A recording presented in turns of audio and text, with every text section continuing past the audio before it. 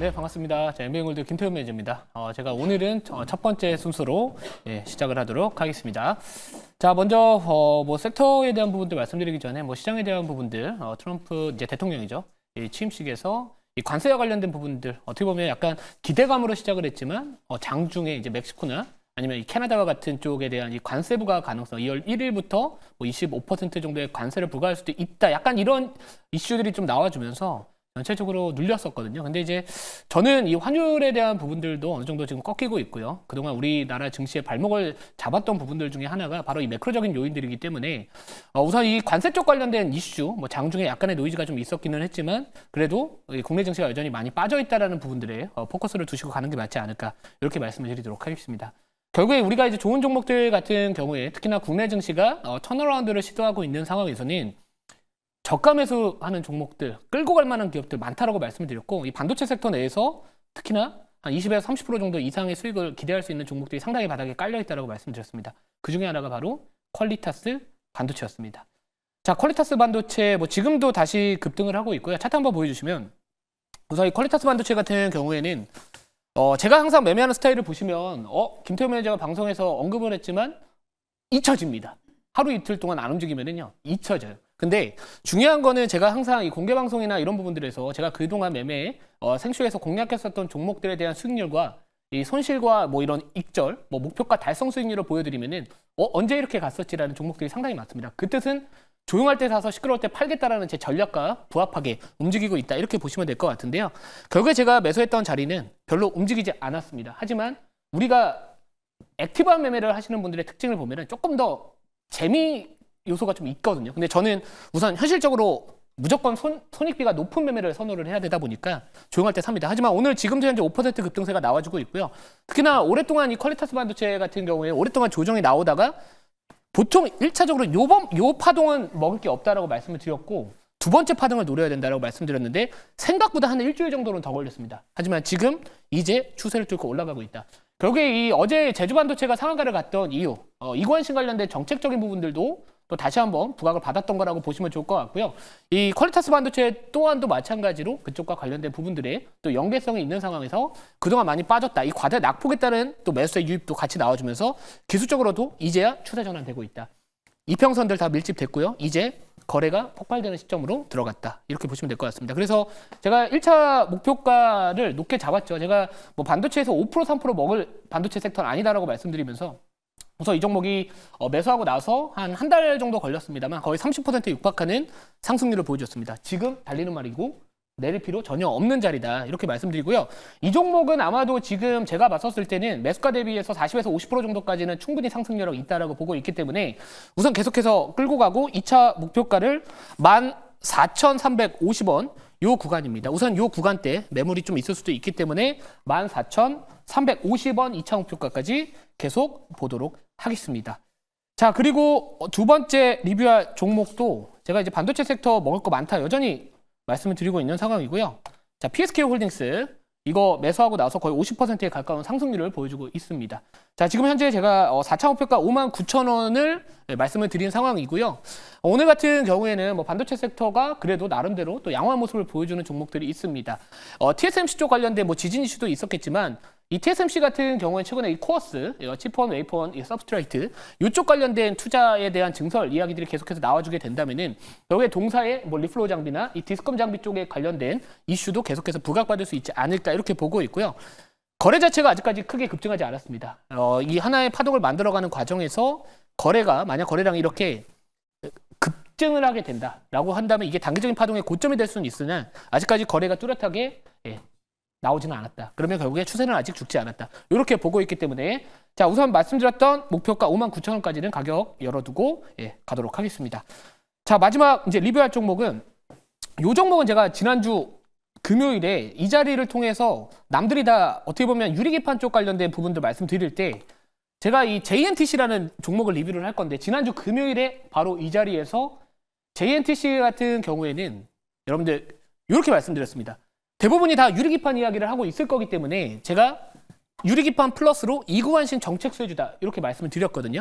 그래서 어제 다른 유리기판 관련된 종목들 뭐 SKC나 뭐 필옵틱스 이런 기존의 대장을 잡았던 종목들보다 오히려 JNTC의 주가가 상대적으로 더 많이 올라갔던 이유는 결국에 이 이관실 정책과 관련된 부분들 중에서 최근에 중국의 이 스마트폰 판매량에 대한 이 교체 수요 증가로 인해서 늘어나고 있다는 이야기들이 나와주고 있습니다.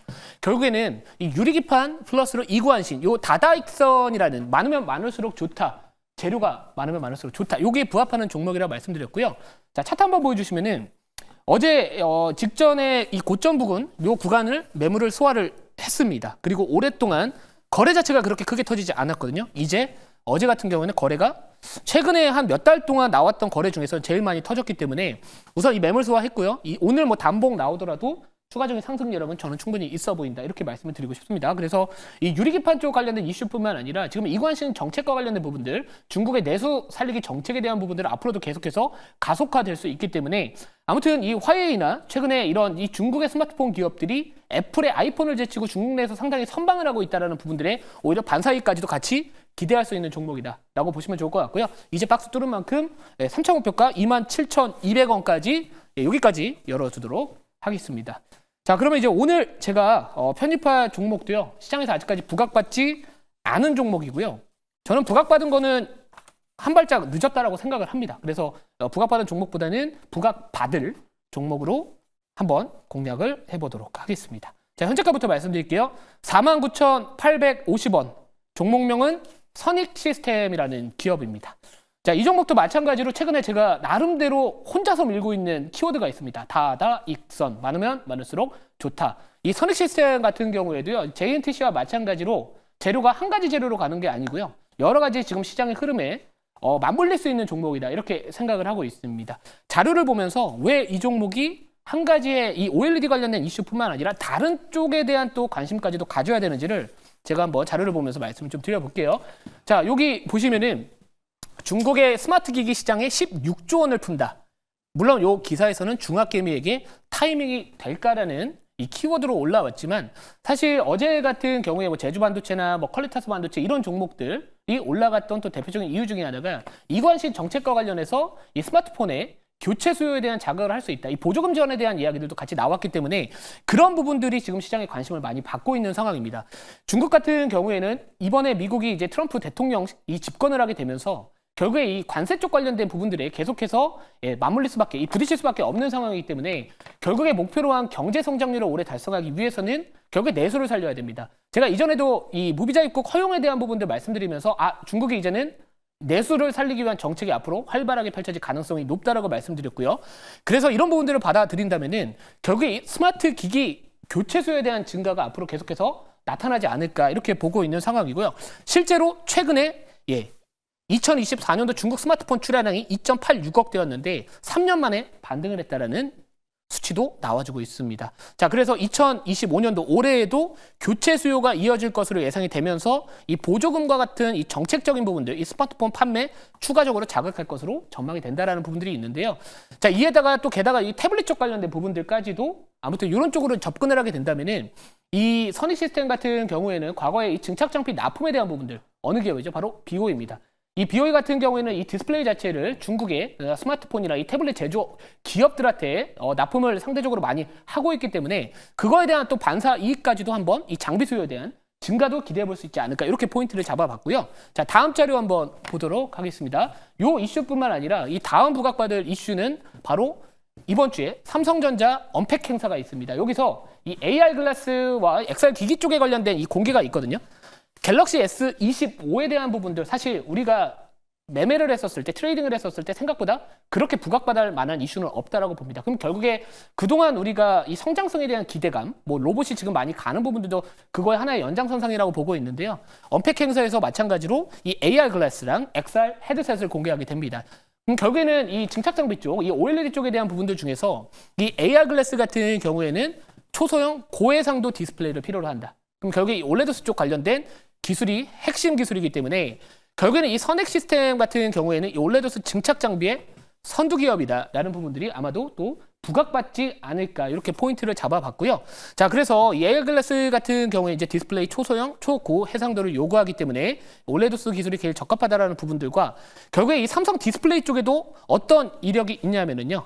이 연구용 OLED 증착 장비를 납품한 경험이 있다라는 부분들이 있습니다. 그러면 추후에 이 양산에 들어가게 됐었을 때는 이 양산용 장비 확대 가능성까지도 또 열어둘 필요가 있지 않을까, 이렇게 포인트를 잡아봤습니다. 그럼 결국에 우리가 이 두 가지 포인트를 정리를 해본다면은, 첫 번째, 이고환신 정책과 관련된 수혜를 좀 반사익을 한번 기대해 볼 수 있지 않을까, 이렇게 포인트를 잡아봤고, 국내 쪽 이슈에서는 삼성전자 언팩 행사에서 AR 글라스 쪽 관련된 부분들 또는 XR 헤드셋과 관련된 부분들 이슈가 부각받았을 때 또 일정주로서의 포인트가 있지 않을까, 이렇게 포인트를 잡아봤다라고 보시면 좋을 것 같습니다. 자, 다음 자료 한번 보도록 하겠습니다. 마지막 자료고요. 차트 한번 제가 그려봤는데요. 보통 일반적으로 우리가 이 삼각수렴 패턴에 대한 부분들 제가 상당히 좋아합니다. 그래서 어느 정도의 이 고가와 저가의 폭을 좁혀가면서 이 변동성이 줄어들다가 이 늘어나는 시기에 거래가 붙어주거든요. 그래서 지금 최근에 이 추세선 상단을 돌파를 하면서 이제는 새로운 추세를 만들어가고 있다, 이렇게 포인트를 잡을 수 있을 것 같습니다. 그래서 뭐 기술적으로도 마찬가지고 지금 시장에 또 이슈와 관심받는 섹터 또는 이 주가 부담이 없는 자리이기 때문에 지금 정도의 자리라면 한번 공략해 볼 만하다, 이렇게 좀 말씀을 드리도록 하겠습니다. 자, 그러면 이제 오늘 이 종목에 대한 목표가 가격 전략을 좀 말씀을 드리면은요. 자, 목표가는 54,500원, 그리고 손절가는 44,000원 말씀을 드리도록 하겠습니다. 자, 오늘 공개 방송은 없고요. 제가 항상 이 녹색 밴드 김태훈 검색을 하시면은 실시간으로 많은 자료들을 올려드리고 있습니다. 자, 그리고 아쉬웠던 종목 하나 말씀드리면, 제가 티웨이 항공에 대한 이 경영권 문제 관련된 이슈 부각받을 것이다 라고 말씀드리면서 8% 손절이 됐음에도 불구하고 더 가져가셔도 된다라고 말씀드렸는데, 자, 보십시오. 결국에 티웨이 항공 경영권 분쟁 이슈가 나왔습니다. 결국에 시장의 흐름보다 발빠르게 움직이는 전략만이 우리가 시장에서 살아남을 수 있다, 이렇게 말씀드리면서 자, 오늘 방송 저는 여기서 마치도록 하겠습니다.